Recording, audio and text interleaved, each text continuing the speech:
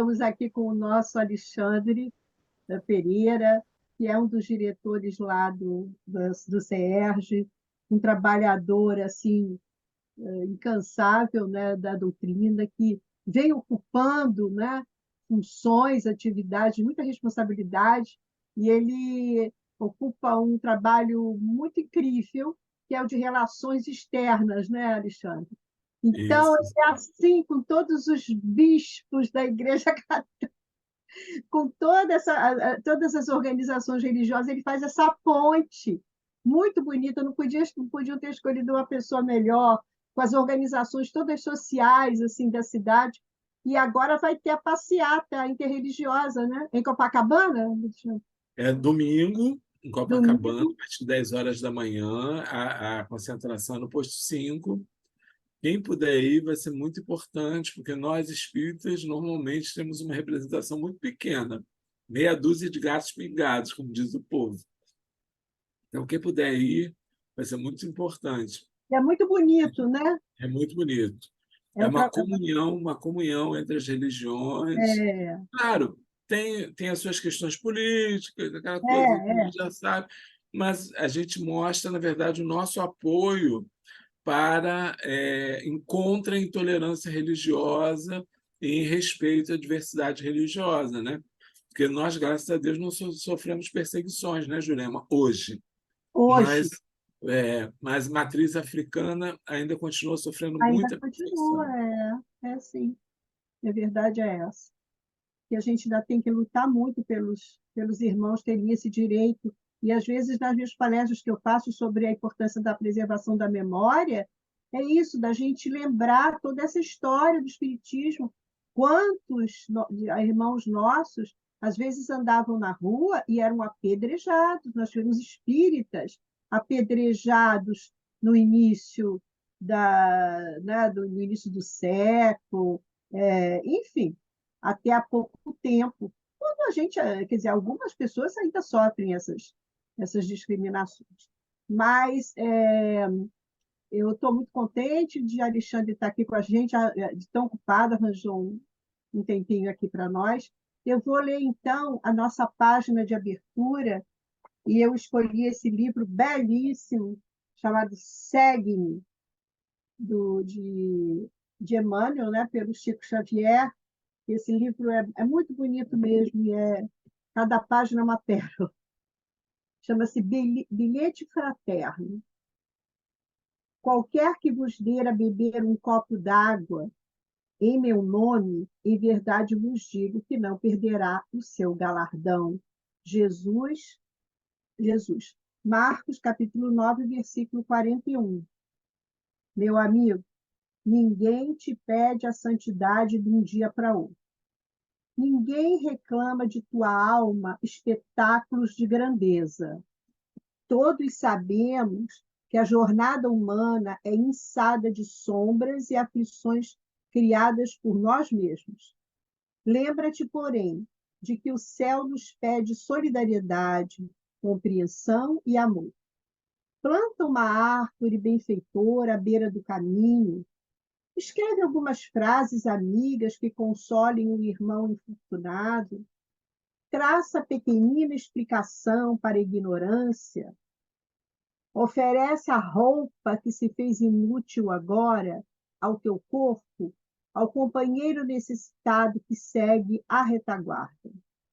Divide sem alarde as sobras do teu pão com o faminto. Sorri para os infelizes, dá uma prece ao agonizante, acende a luz de um bom pensamento para aquele que te precedeu na longa viagem da morte. Estende o braço à criancinha enferma, leva um remédio ou uma flor ao doente, improvisa um pouco de entusiasmo para os que trabalham contigo. Emite uma palavra amorosa e consoladora onde a candeia do bem estiver apagada.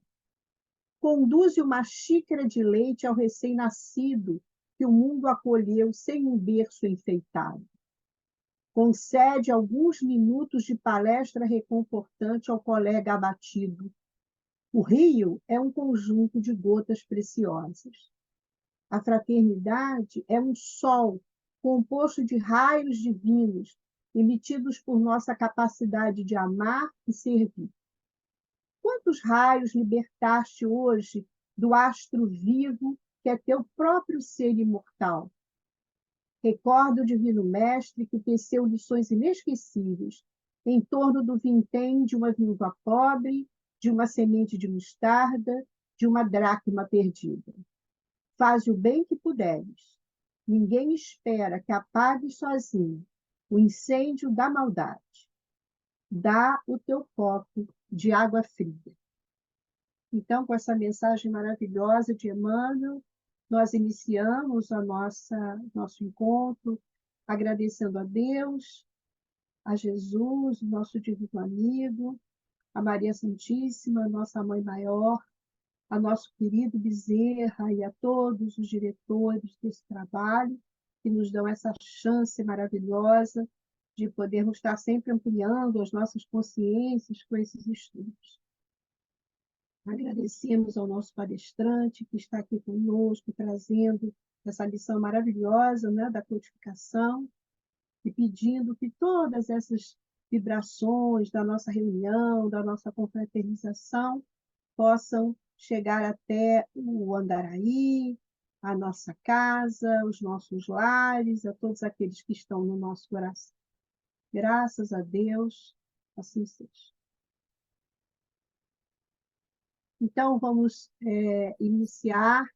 Já apresentei para vocês o nosso Alexandre, e ele vai falar sobre uma pérola, né, da Gênese, né, onde Kardec fala já em 1868, já fala da transição, mas eu não vou dar spoiler, que é ele que vai contar para a gente, vai falar sobre essa página incrível que encerra, né, o livro A Gênese. Obrigada, Alexandre. A geração nova. Tem a palavra. Boa noite, meus irmãos. Que a paz de Jesus nos envolva, que os bons espíritos que já estão conosco possam nos inspirar.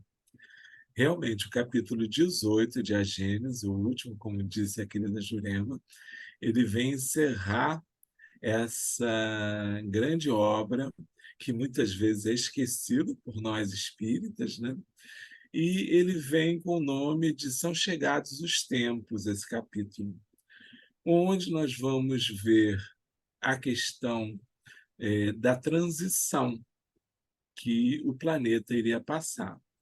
E essa transição, como a página de abertura nos disse, e que nós precisamos colocar para a nossa realidade, ela é lenta. Porque em a natureza, as coisas não acontecem no tempo imediato. Elas acontecem no tempo que tem que ser.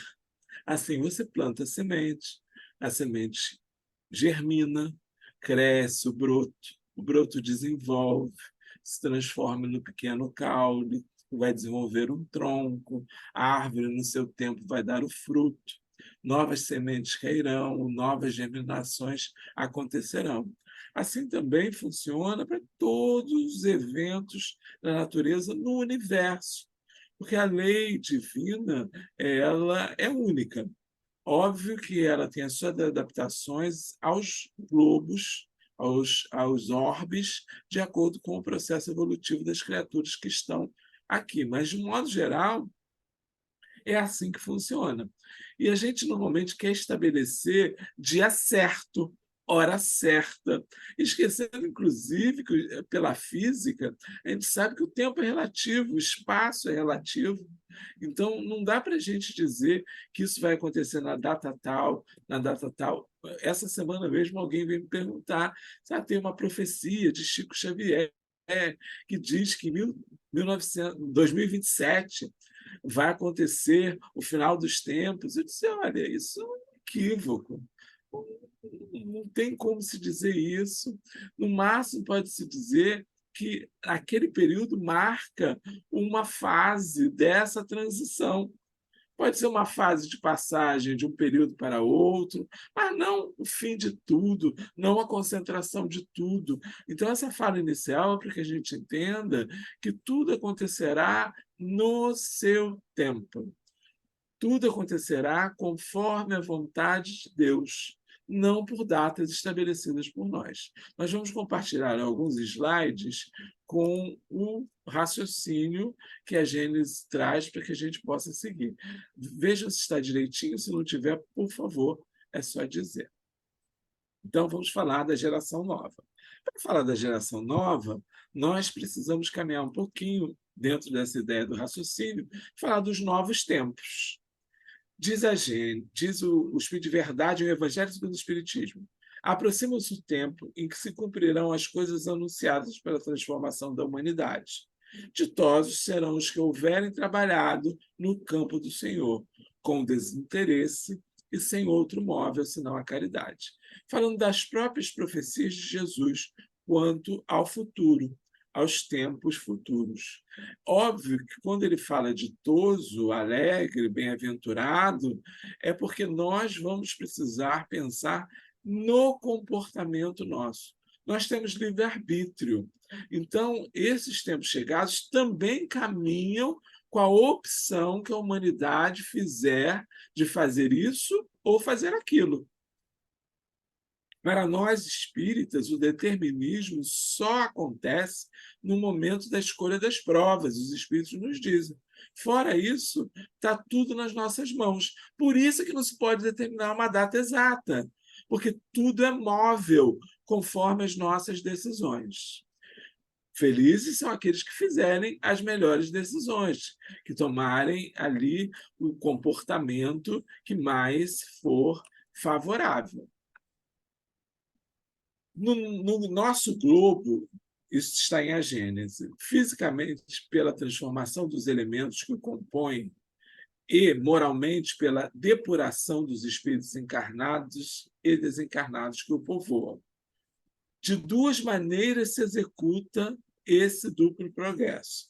Uma lenta, gradual, insensível, a outra caracterizada por mudanças bruscas, a cada uma das quais corresponde um movimento ascensional, sempre para cima, sempre crescendo, sempre em direção ao progresso, mais rápido, que assimila, mediante impressões bem acentuadas, os períodos progressivos da humanidade.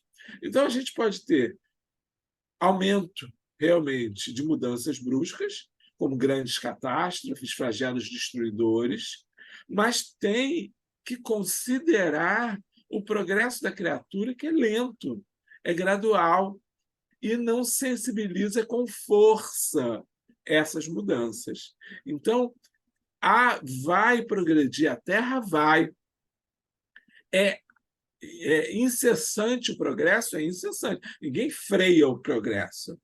Mas tudo depende também do caminhar da criatura, junto com a vontade de Deus, que vai imprimir uma aceleração a esse processo. Os flagelos destruidores apenas destroem os corpos, não atingem o espírito. Ativam o movimento de vai e vem entre o mundo corpóreo e o mundo espiritual, e, por conseguinte, o movimento progressivo dos espíritos encarnados e desencarnados. É de notar-se que, em todas as épocas da história, as grandes crises sociais foram seguidas de uma era de progresso. Às vezes a gente fica pensando nesse dia certo, nessa data estabelecida, era o calendário maia, agora as profecias de Chico Xavier, daqui a pouco uma outra data, porque a gente teme estar no período em que tudo acontecerá.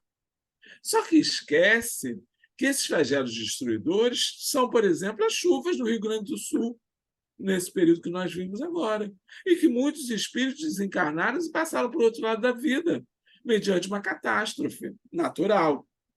Então, a gente não precisa esperar um movimento global. A gente não precisa esperar um grande acontecimento. Isso, naturalmente, isso vai sucedendo, e a própria natureza, pelos desmandos do próprio homem com relação ao maltrato à natureza, vai fazendo com que haja uma mudança do corpo físico para o corpo espiritual, para o mundo espiritual, do mundo espiritual para o corpo físico, e estimule, assim, a movimentação de espíritos estando em vivências materiais e em vivências espirituais, progredindo até que se chegue ao tempo concluído para que o planeta passe de estágio evolutivo. E lembrando, mundo de regeneração é mundo transitório. Os Espíritos já nos dizem isso, entre o mundo de expiação e provas e o mundo celestial, o mundo feliz.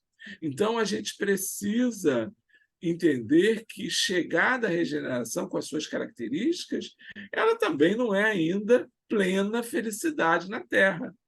Ela ainda é um período de transição. Todo mundo de regeneração, o período de mundo de regeneração, que a gente não sabe quantos milhões de anos ou 1000 anos isso vai acontecer, milhares de anos isso vai acontecer, mas será um período sempre considerado transitório. Quando isolado individual, esse melhoramento passa despercebido e não apresenta qualquer influência ostensiva sobre o mundo. O efeito é completamente diverso quando a melhora se produz ao mesmo tempo sobre as grandes massas, porque, então, conforme as proporções que assuma, numa geração pode modificar-se profundamente as ideias de um povo ou de uma raça. Então, essa migração contínua de espíritos do mundo material para o mundo espiritual, de outros orbes para a Terra, e a gente sabe que isso já está acontecendo, proporciona, em alguns momentos, esse progresso em massa.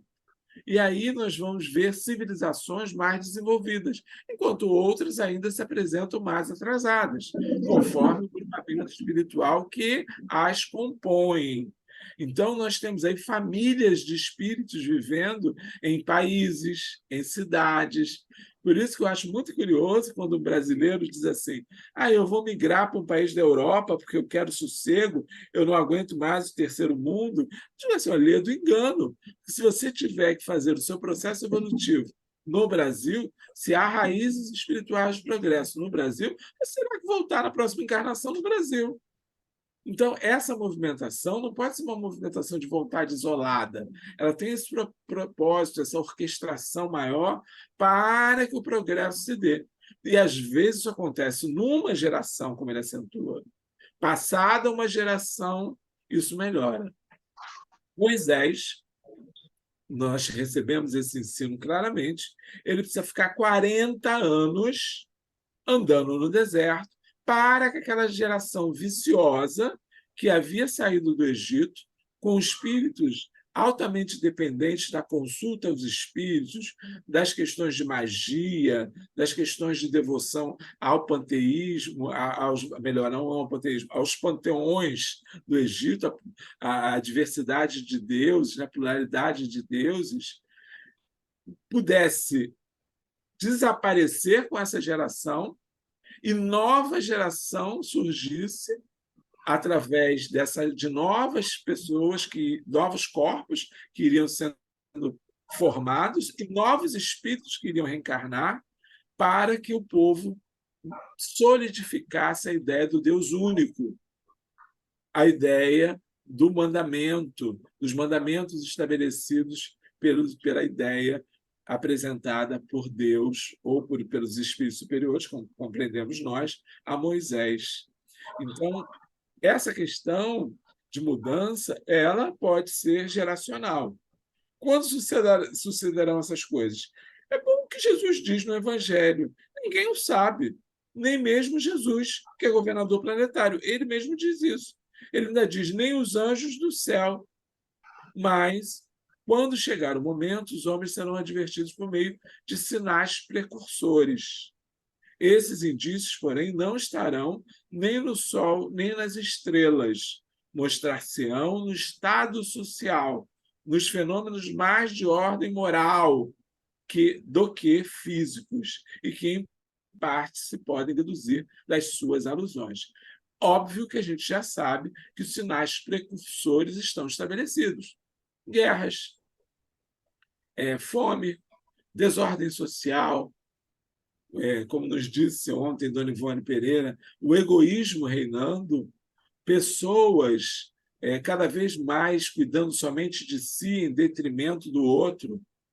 Então, nós chegamos aí a um ponto em que enche-se o planeta, pressiona-se o planeta com posições de baixa moralidade como uma última oportunidade para chegar a um ponto em que a coisa estará sob tanta pressão que terá que sair, como fosse uma panela de pressão, onde se tudo colocado lá dentro e tem que sair em algum momento, o pinozinho precisa levantar, porque a água em estado gasoso precisa sair, e assim a gente precisará fazer essa transmigração.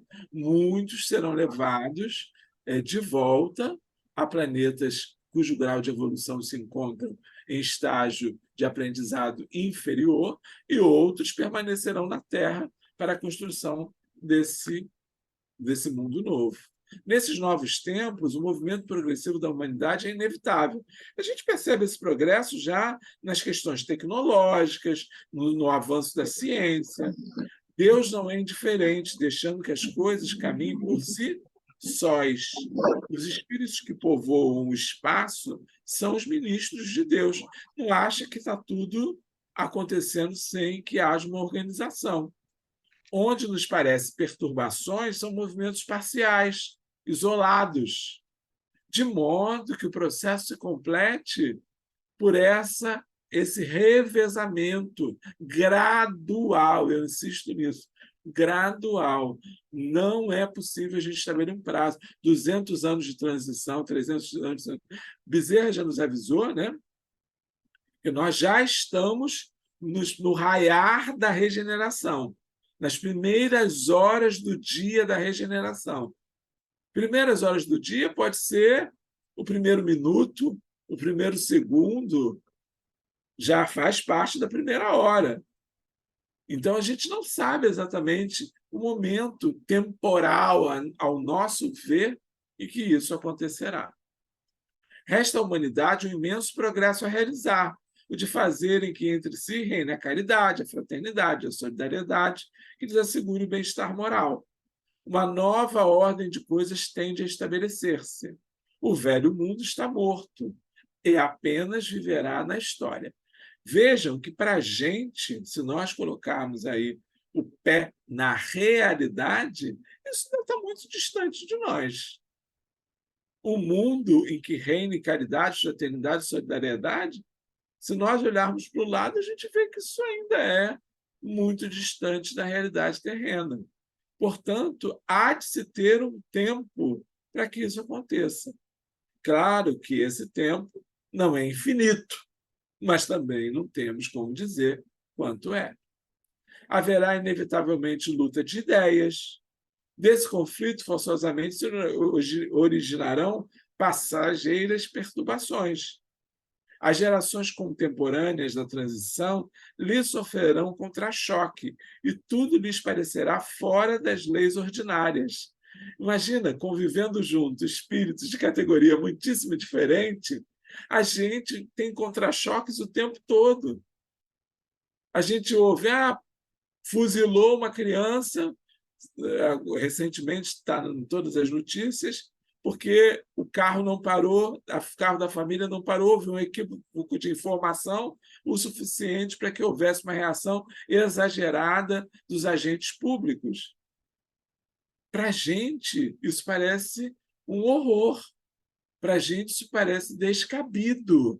Para a gente, isso parece algo fora do normal. Mas são posições, reações que estão dentro desse movimento de transição, em que as gerações contemporâneas se misturam. E a gente vai encontrar espíritos cujo grau evolutivo ainda é primário e espíritos que já estão mais para o crescimento e progresso da humanidade, como nós dissemos, né? Outros que são, na verdade, grandes referências, nos comentávamos de Bezerra de Menezes, e a gente vai tendo aí dicotomias, separações, padrões diferentes de conduta e de atuação, o que nos gera muitas controvérsias, né? Tornada adulta, a humanidade terá novas necessidades, aspirações mais vastas e mais elevadas. Por enquanto, nessa infância, vamos chegar à fase adulta.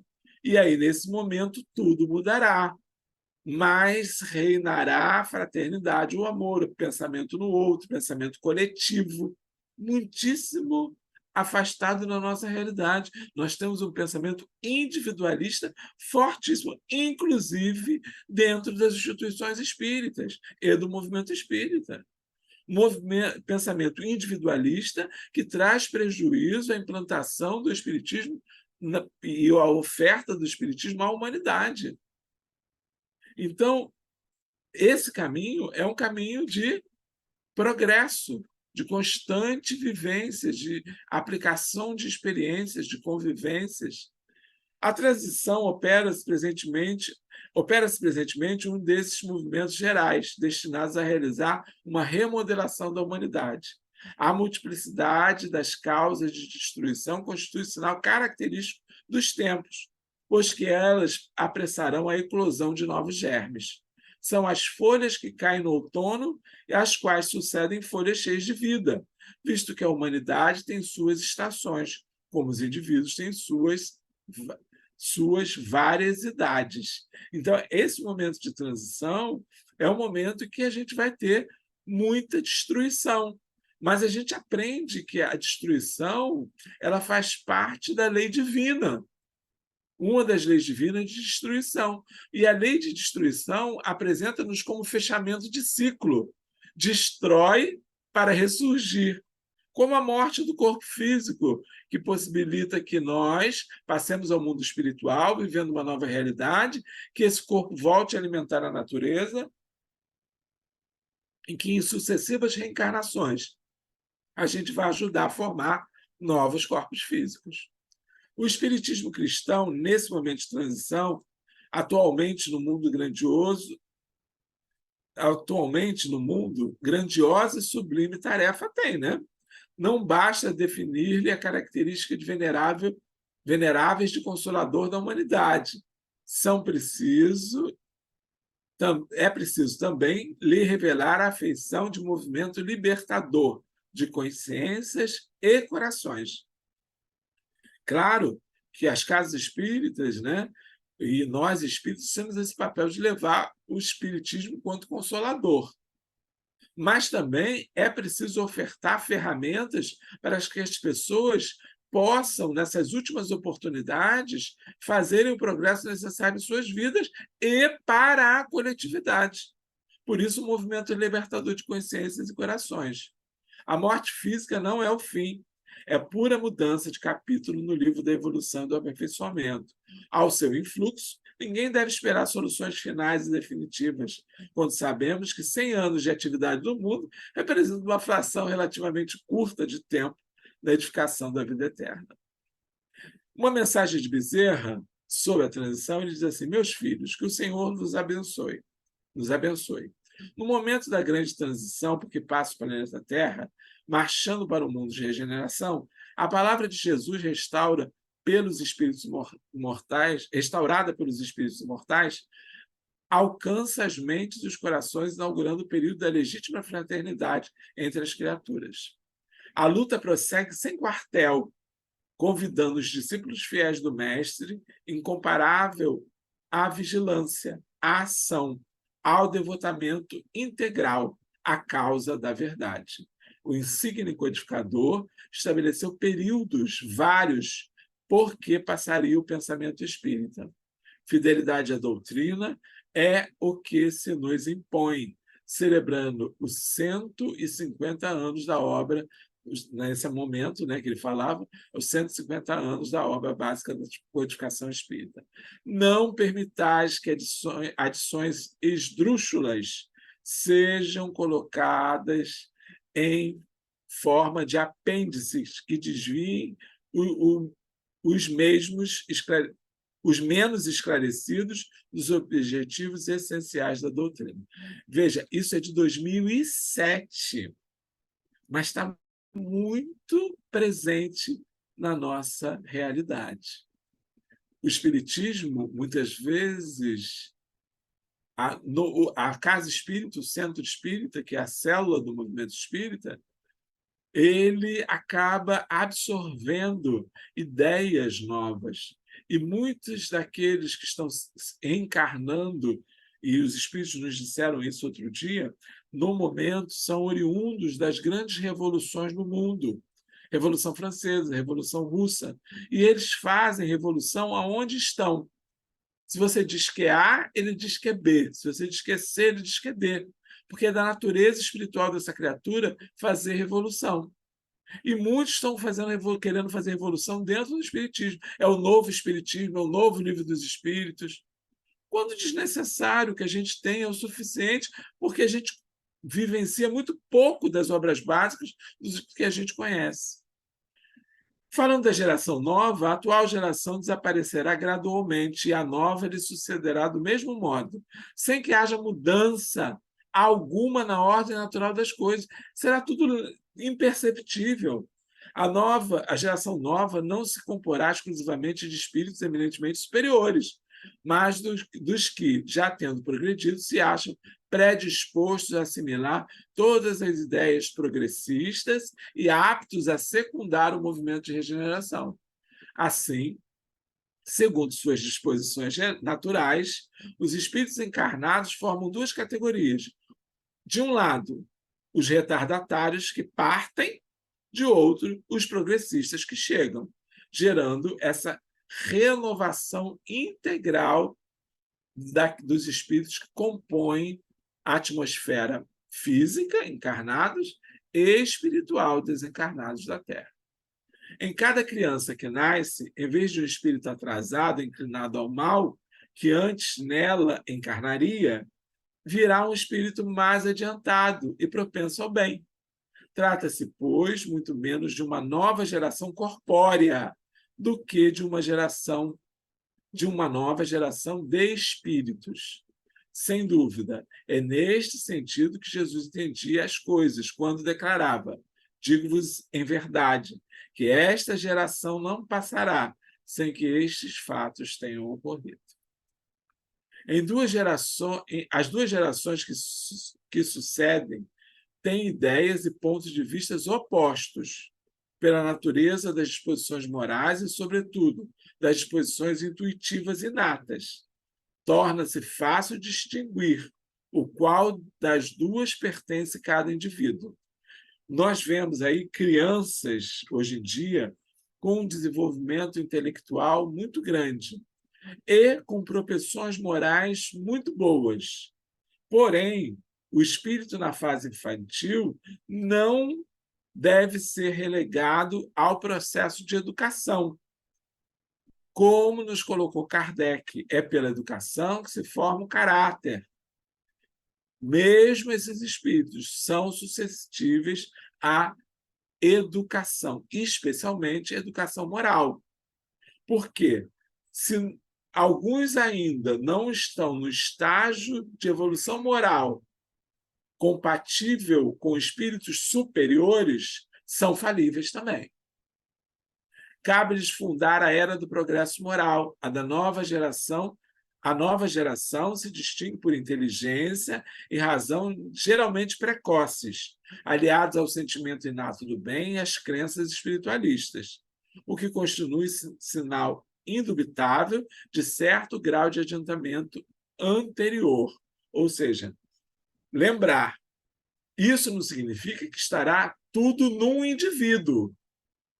Nós vamos encontrar crianças com inteligência e razão geralmente precoces, algumas com sentimentos nobres, inatos, outros com crenças espiritualistas, ou com propensão à crença religiosa. Né? Então, essa composição não é tudo num indivíduo só. Portanto, alguns precisarão, com certeza, desse suporte da educação para que não descambem, para que não se percam no processo de crescimento. Não se comporá de espíritos eminentemente superiores, voltando, mais do que, já tendo progredido, se acham dispostos a assimilar todas as ideias progressistas e estejam aptos a secundar o movimento de regeneração. Então, são mais fáceis de ser educados. são mais suscetíveis à impressão da boa moral. Ao contrário, o que distingue os espíritos atrasados: a revolta contra Deus, a propensão instintiva para paixões degradantes, para os sentimentos antifraternos, de egoísmo, de orgulho, de inveja, de ciúme, o apego a tudo o que é material, a sensualidade, a cupidez, a avareza. Então, nós não temos ainda por aqui alguns desses, e outros, à medida que houver o desencarne, vão sendo apartados, vão sendo encaminhados para outros orbes em estágio evolutivo compatível. Os espíritos endurecidos no mal serão exilados para mundos inferiores, como foram outrora para a Terra a raça adâmica, vindo a substituir os espíritos melhores. Os bons passarão à minha direita, como dizia Jesus, e os maus à minha esquerda. O juízo, que é parcial, não é um juízo final, como a gente pensa, né? Pelo processo de imigração, é racional, funda-se na mais rigorosa justiça, visto que conserva para o espírito eternamente seu livre-arbítrio, não constitui privilégio para ninguém, muito menos condenação eterna para ninguém, porque todo mundo poderá voltar à Terra assim que se esforçar para alcançar o processo evolutivo. Os orbes que estiverem podem voltar ao planeta de origem, como os capelinos fizeram. A narrativa que nós temos atual é que os capelinos já retornaram para o seu planeta de origem. Aí algumas pessoas dizem assim, não, mas eu tenho certeza que eu sou oriundo de Capela. Então está atrasado. Deve se caprichar mais no progresso moral, porque aí você está aquele aluno que ficou perdido na turma que está retardatária. Não se deve entender que, por meio dessa imigração de espíritos, sejam expulsos da Terra e relegados para mundos inferiores todos os espíritos retardatários. Muitos, ao contrário, a ela voltarão, pois se atrasaram porque cederam ao arrastamento de circunstâncias e de exemplos. Uma vez subtraídos à influência da matéria e dos prejuízos do mundo corpóreo, a maioria deles verá as coisas de maneira inteiramente diversa do que viam quando em vida. Então, muitos vão para o mundo espiritual, acabam sendo preparados, mesmo que não estejam nesse padrão evolutivo tão bom, acabam vindo para continuar aprendendo, porque compreendem, quando estiverem do outro lado da vida, com maior visão, com a visão ampliada, o que precisam fazer por si. Assim, os espíritos encarnados formam duas categorias, de acordo com as suas disposições naturais. De um lado, os retardatários que partem, já colocamos, de outros progressistas que chegam. O estado dos costumes e da sociedade estará, portanto, no seio de um povo, de uma raça, em relação com aquela das duas características que preponderar. A regeneração da humanidade, portanto, não exige absolutamente a renovação integral dos espíritos. Basta uma modificação em suas disposições morais. Essa modificação se opera em todos quantos lhe estão dispostos, desde que sejam subtraídos à influência perniciosa do mundo. Quando Kardec fala da... me fugiu o nome agora. Me fugiu a palavra. Bom, se eu me lembrar, a gente traz aqui. Ele explica que, se a gente fizer uma continha, a gente vai ver que boa parte dos espíritos na Terra, eles são mais bons do que maus. Estão mais cumprindo a vontade de Deus do que não. O problema é que, quando estão em grupo, quando estão sob a influência perniciosa do mundo, acabam caindo, acabam sendo engolidos pelo coletivo, pela influência do coletivo. Assim, nem sempre são outros espíritos que voltam. Com frequência, são os mesmos espíritos, mas pensando e sentindo de maneira melhor, de outra maneira, né? Então, neste mundo novo, onde estará a nova geração, mesclada àqueles que ainda fiquem retardatários em progresso, o progresso moral passa a fazer com que, entre os homens, reine a concórdia, a paz e a fraternidade. Surjam uma imensidade de instituições protetoras, civilizadoras, emancipadoras, sob o influxo e por iniciativa de homens, evidentemente predestinados à obra da regeneração. Há informações que alguns dos apóstolos de Jesus já estão voltando, reencarnados, como obreiros da regeneração, para que a gente tenha essas civilizações altamente evoluídas. Não me falem em tempo na Terra, não me perguntem quantos anos, não vamos falar em tempo no mundo. Quando acontecerá, a gente não tem certeza. As leis penais se vão apresentando dia a dia, impregnadas de sentimentos mais humanos. Se enfraquece os preconceitos de raça, os povos se consideram membros de uma grande família universal, haja reação favorável às ideias espiritualistas, a repulsão instintiva que se manifesta com as ideias materialistas. Isso a gente já vê bastante. Hoje há, embora as denominações religiosas, muitas estão com princípios equivocados por erro do homem, não da ideia trazida por Deus, pela vontade de Deus, mas pela deturpação que o homem faz dos pensamentos teológicos, dos pensamentos filosóficos das religiões. E a gente vê muitas religiões e muitos adeptos das religiões nessa busca pela uma visão do além matéria, para aquilo que não é só matéria.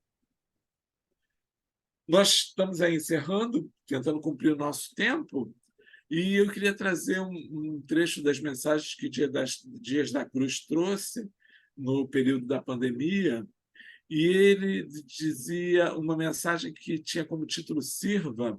Ele diz assim: a transformação por si só não traz o resultado desejado do aprimoramento moral e geral da criatura. Ou seja, não é a transformação que vai fazer com que a gente se santifique. Não é a transformação planetária, a transição, a regeneração instaurada que vai fazer com que a gente se transforme. A gente se transforma para gerar a regeneração. O aprimoramento geral, moral geral das criaturas humanas é feito pelo indivíduo. Nós nos transformamos para transformar o mundo, mediante esforço. Nestes momentos em que sois escurecidos pela limitada visão das coisas, estamos encarnados, deveis pedir forças, reconhecendo a vossa pequenez, para que em algum momento vos colocardes como as vistas reais e necessárias. A gente olha para o mundo e às vezes só vê desgraça. E aí a gente acha que não tem mais solução. A gente chega a dizer assim: não tem mais jeito, essa geração está estragada, esse mundo não tem mais jeito. Nós, espíritas, não podemos usar essas frases. Temos que crer que a solução estará posta no tempo de Deus. Então, pedir forças para que a gente possa conviver com isso. Já ouvi também de alguns irmãos espíritas dizer assim: não sei por que eu estou encarnado nesse momento tão difícil da Terra. Ué, porque merece, porque precisa, né? É por isso que está aqui. Ainda no Sirva, ele diz assim: a atitude de renovação que caracteriza o alcance do objetivo dessas coisas atuais que vos afligem se dará quando o comportamento se altere e os conceitos de proceder forem revisados. Então, essa visão da regeneração quase celestial, que muita gente fica assim: não, espero que entre logo o mundo da regeneração, como fosse abrir as portas do paraíso, né? Isso só vai se dar quando os comportamentos se alterarem, quando os conceitos de bem proceder forem revisados e as pessoas consigam, em coletividade, individualidade, vivenciar o bem. Então, a renovação é nossa, é por nós que começa. Então, a gente traz aí algumas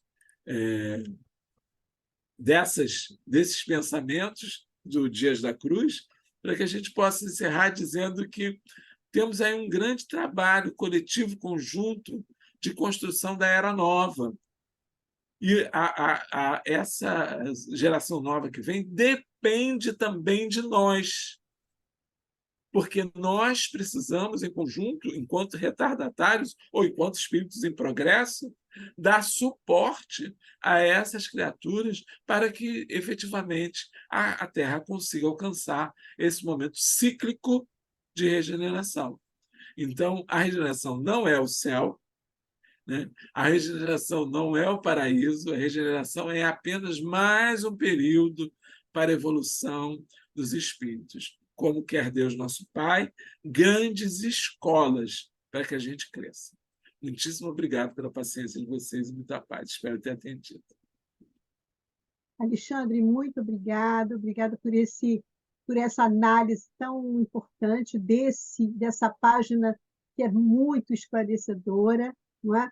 Nós vamos aqui encerrando essa primeira parte da nossa reunião, agradecendo.